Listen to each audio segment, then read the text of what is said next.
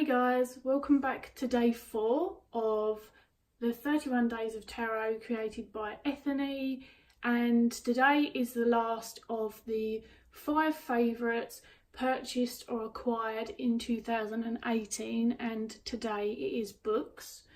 This one was a lot easier because I only scraped getting to number 5.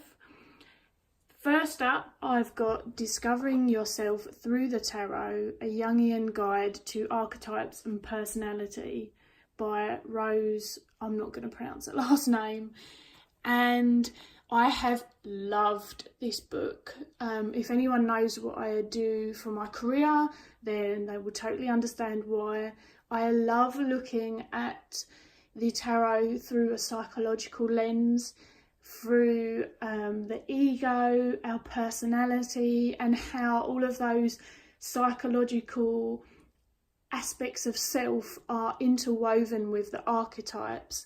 And whilst Jungian isn't the only psychological approach that I am familiar with or have studied, this book is so awesome because this is how I work with tarot. This is the main way that I focus on it. It's got some really gorgeous information. I'm not going to show you too much of any of the books, but right in the back, they've got you can see I'm just using anything I can to use as bookmarks. The function block spread, which is huge. And I actually did do this at some point in the year. It was really interesting. At the moment, I'm still going over the ego and the persona again. The one thing that is, I guess, particularly stands out about this book as well is the depth that they go into the cults. One thing I would say about books as a whole is that I'm yet to read a book psychologically based or spiritually based where I agree with 100% of the content. I don't think that that's going to happen, and it's not for any particular reason other than we all have different belief systems and values. But I would say that throughout this book I've mostly been really just taking it in like a sponge, agreeing with it, and then building upon all of the other therapeutic practices that I know, and really focusing last year on looking at how psychology and therapy and healing and all of those things interweave with each other, and also the differences. And this book has been a massive part of that. So I have really enjoyed it. And as I say, I'm kind of rereading sections of it. There's bits that you can work through. I did do a video where I discussed a bit more of this book in one of my favourites, and I'll probably review it at some point, but for now, that's that book, and it is my favourite of all the 5 because it really called out to, you know, several aspects of myself. Next up, we have our very own Tom Benjamin's Tarot on Earth, which I was gifted by the lovely Amber in Wonderland in 2018, and this is awesome. When I said in my previous videos that I had started learning and working more in depth with numerology than what I already knew and understood, this was one of the books that I started learning with. To be honest with you, I got a bit hectic and am coming back to this in 2019, so I think I haven't written in the book at all because I've got a book that I've been using because my writing's huge, but I do intend to dismantle the book and doodle on it and all of that wonderful stuff that he said. But I really am only on the 3rd or 4th lesson. But as you can see, it's gorgeous, it's huge. It's full of so much information. It's really obviously got Tom's personality in it, which I love. It's like him sitting down and talking to you about it. and there are points in which to write in it, so I will definitely do that, and then maybe one day I can come back and review it and it will look like a proper workbook. But what I've read so far, and the first few lessons that really got me to study numerology through various different people's eyes and things like that, really helped to kind of build a more solid foundation of my own, so I could go, okay, I don't really feel like the 2 means that for me, whereas this person has said this about the 2, and actually I can really feel that. And also to be to challenge myself and think, okay, why don't I feel like that's what the 2 represents, and all of those lovely things. So I feel like this book, it doesn't matter if you've been doing it for a long time, you're kind of in the middle, like I'd say I was new to middle with numerology. It sort of came into my year last year, but maybe halfway through. But this is a great book, and I'm really enjoying committing to focusing on it again this year. Next, you're probably like, hey, that's a little white book, but it is still a tarot book. This is the lovely Tarot Companion for the Naked Heart Tarot by Gillian, and this could be a book in its own right. And obviously the pictures are for her deck, but I'm telling you, this juicy little baby could be used for other decks. It's got so much information in it. If anyone was a beginner and asked me, oh, do you think I'd be able to use this deck because it's not traditional Rider-Waite-Smith imagery, I would say yes. There was lots of thought that went into how Gillian has linked the symbology, even sometimes the colours and things like that, still from the Rider-Waite-Smith, despite it being an animal deck. There are such thorough descriptions as to the presence of the owl, the presence of the symbol, messages.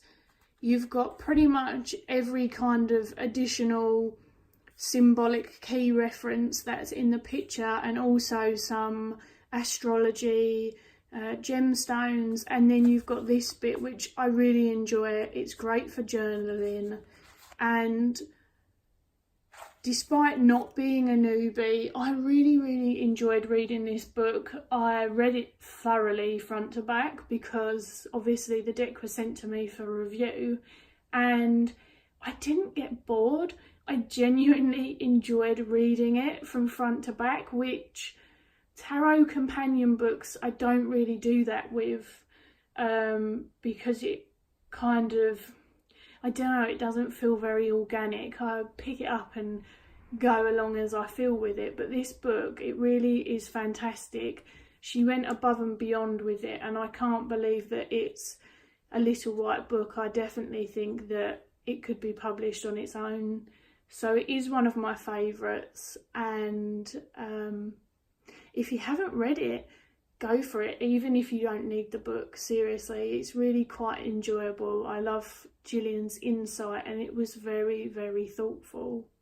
Next up, a book from another lovely one of my friends is Alice. Alice is the creator of the Cosmic Mother Tarot, and Dirty and Divine isn't the only book that she has written. Now, I've been a bit naughty here because I had the ebook on my Kindle, and I don't know if I got that just before 2018 or in 2018. However, I technically didn't get my hard copy, so to speak, of the book until several months ago. So sometimes me and Alice will sort of trade, I can't think of the word for it, services and things like that, so to speak. And I love this book. It's not just bias, but obviously I love Alice. She's a wonderful human being. Her tarot knowledge is 25 years in the making, if not more now. You can see that I've been using it because it's already got some glitter on it, which is either from my journal or my crafts or something. It's not shiny. The reason that I think that this is such a fabulous book is because what Alice did, and it seems to be something that is coming out a bit more now. I don't know whether Alice was the first person to do it or one. Certainly it felt new to me when I read Dirty and Divine, was drawing from her own life through the cards, and she kind of lived those 78 cards, you know, one by one, and reflected on how she could see them in her day, which is really helpful for people to understand how the cards don't have to just be this mystical, magical, divine thing. That's where the dirty comes in. You know, these are intrinsic to our behaviour, our personalities, our day-to-day, our dirty, our mundane, and I really enjoy reading it for that. It still has a reflection of more what we'd kind of call the generic card meanings, I guess, although they're never generic because they're always the author's take on them, but as well as this insight, this biography, as it were, of Alice, and kind of getting to know her if you don't already, which is really interesting. And there's some more books on my wish list that kind of come at the tarot in that capacity, which I think feels very refreshing. So one of my faves. And number 5, and this time I have picked something that I got at Christmas, because otherwise I wouldn't necessarily have had 5 books. I'm sure there are other little white books that I could think of, but I was really excited about getting this book. Now, from what I understand, and I haven't compared them as of yet, the content of this book, which as you can see is by Danielle Noel, the Star Child creator and also now the Moon Child, she brought out a book that's mass produced. This is the American version because I compared the 2 versions and the American version had a little bit more. It has several more spreads, some of which again are in the Star Child already, but I think 2 of them are new to just this book. And it's a soft cover, which I'm not a massive hardcover fan, to be honest, although I ruin soft cover books because I read them so much. The reason that I got this book, or I asked for this book and my friend bought it for me for Christmas, is because whilst I didn't need it, I was really intrigued to read Danielle's insight into why she chose the imagery in the cards. And so even if this bit, the message and all of that, is the same as the Star Child, that's fine, because firstly this is larger and easier to sort of read, and it's got the gorgeous coloured pictures. It is just a beautiful book, but you also get these tiny little snippets, and if nothing more, I'm a curious person. And so here we can see, for the 8 of Swords, slumped in defeat, a young woman finds herself encircled with swords and believes herself to be enclosed and bound to where she rests. Unable to get up, she is feeling overburdened and helpless.